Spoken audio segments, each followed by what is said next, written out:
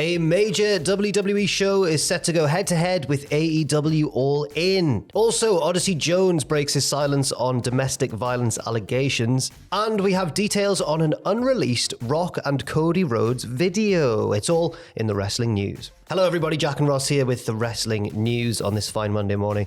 It's promotional warfare again, Ross. It is promotional warfare because July the 12th will be a cataclysmic day in the history of professional wrestling. That's because Peacock has listed a bunch of dates for WWE Saturday Night's main event special broadcasts, January 25th, May 24th, and July 12th. Now that one is particularly interesting because the July 12th show is going to go therefore head-to-head with AEW All In Texas. But as of us sat here this fine Monday morning, we don't know where Saturday Night's main event is going to be on July the 12th. Could it be in the Texas area? Oh, imagine. We don't even really know whether it'll, like, the times probably won't. There'll probably be some overlap, but I'm guessing that All In Texas will be a significantly longer show. Oh, yes. Than Saturday Night's main event. 2 hours for Saturday Night's main event. Yeah, I associate Saturday Night's main event with New York, old school, WWE, the territories, the Northeast. So if they went down in Texas and did it there, that would be I don't think they'll do that. It's competition, isn't it? That's what we need. That's what they want. Well, I guess it's what WWE want.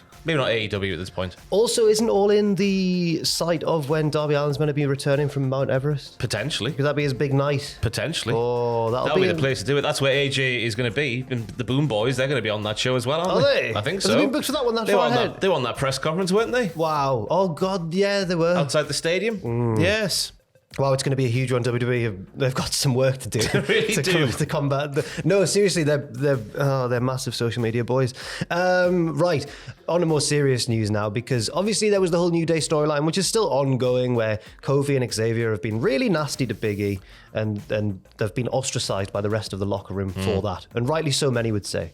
But the story was originally going to feature Odyssey Jones. Last summer, Odyssey Jones made his WWE main roster debut and began this New Day storyline, but pretty much like very quickly after it had started, it was already over, and Odyssey Jones was released from his contract following allegations of domestic violence. He's since released an online video where he's spoken about this for the first time. Yeah, he says these false claims are coming from a part that I used to engage with, and I apologise for taking so long for addressing these false claims, but I had to patiently wait to get an injunction set in place to protect my family, my friends, and myself. I am currently taking legal action against said party, so I can't speak too much more on it, but there will be more information to come. He goes on to say, that being said, I would like to thank WWE for the amazing opportunity they have given me in my life. I thank you so much for bringing me on. I'd also like to thank management and creative for putting me in a position for success, as well as thank the fans for the support that you gave me not only today, but all the way back from day one. With all that being said, the journey continues. I'm ready to get back to doing what I love to do. I'm accepting bookings in 2025, and I thank you all for your support and your time.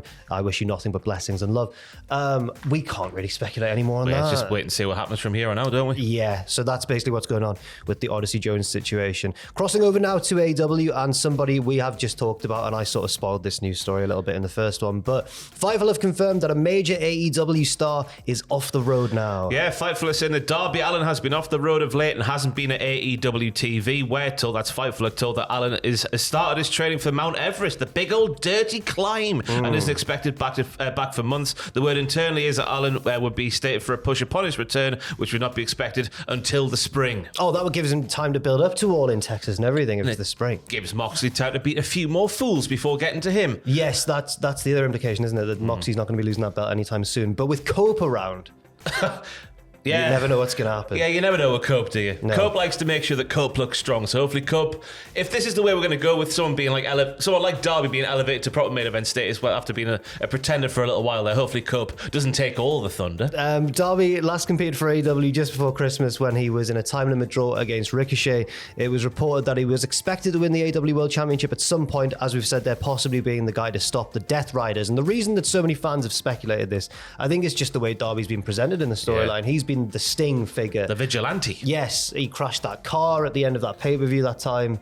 For real, for some reason, apparently. Well, he's been hunting Mox for a little while until he got pushed down the stairs to write him off TV, so it looked like it was going that way. So yeah, the big pop will be huge when he gets back. I do hope it's Darby as well. I think it would make sense, but I like your theory as well. the horrible heel theory of Christian Cage ruining everything Could you imagine? by cashing in Especially his if contract. Cope wins the title and then Christian cashes in on Cope. I don't care about Could that. you imagine? Oh, could you imagine?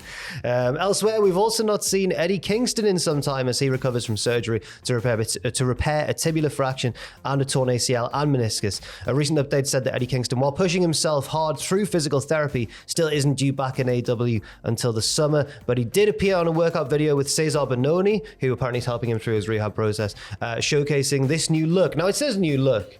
He's grown a beard. He's grown a beard. My goodness me. A man who's not seen on television grows beard. That's the news this morning. Although, if he kept the beard when he made his return, I wouldn't be mad.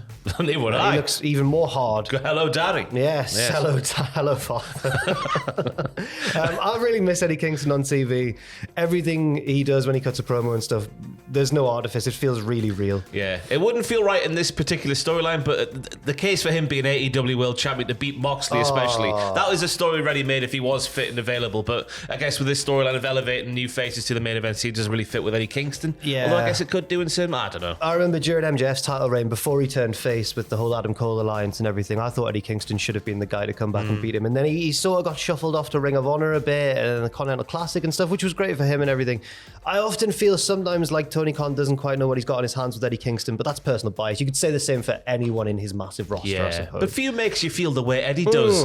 That's a really wanky thing to say on a Monday morning, but I know what I'm saying. I understand what you mean, and I agree as well. And finally, this one's very interesting indeed. This comes from Sean Ross Sapp, who's kind of recapping his own Fightful Select Report podcast. And he says, on the podcast, we noted that The Rock and Cody Rhodes had apparently filmed something at the Moana 2 premiere that served to squash their beef that may never see the light of day. We are told after Raw on Netflix that it served basically the same purpose. So that their actions on Raw, when The Rock went and hugged Cody and shouted him out and said, "You've carried this company on your back." And we all went, I thought you hated each other. Yeah. Apparently this might have, well, it might have had some added context, I guess, if this Moana 2 premiere interaction had been released. It would have been handy to see that big chapter in this massive story that's been played out over many years, because that is a massive chapter just to go, oh, that might not see the light of day. Yeah, I don't really understand what's happened there, but I know last week on the podcast we were all speculating, is there going to be, is this just kind of a red herring and they're actually going to clash somewhere down the line? But this seems to indicate that no.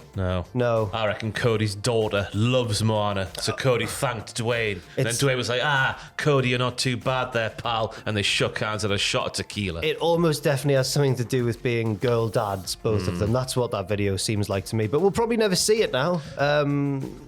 That's a shame. I'm disappointed. Yeah. I'm also relieved in one way, because if they had a singles match, I don't think Cody would have won. Not this year, no. No. So maybe it's for the best. Thank you very much for watching this video. We'll be back with more wrestling news later on today as well. Leave your thoughts and opinions in the comment section down below. I've been Jack, this has been Ross, and we'll see you very soon. And I should say, tomorrow afternoon, streaming on the YouTube channel, on the Hold and Give one, and Jack will be on the Wednesday one on the Twitch. Sorry, I didn't let you do any plugs there. Sorry, I was ready to go. What went out over the weekend? What went out of the weekend? Yeah, on the channel. What do you mean? I don't know. I haven't looked. I can't remember. Oh, man, there'll be videos there, I tell you. I've got a weirdest episodes coming up that should be out before the Royal Rumble, and it is Rumble themed. There we go. My God. Wow. See you in a bit.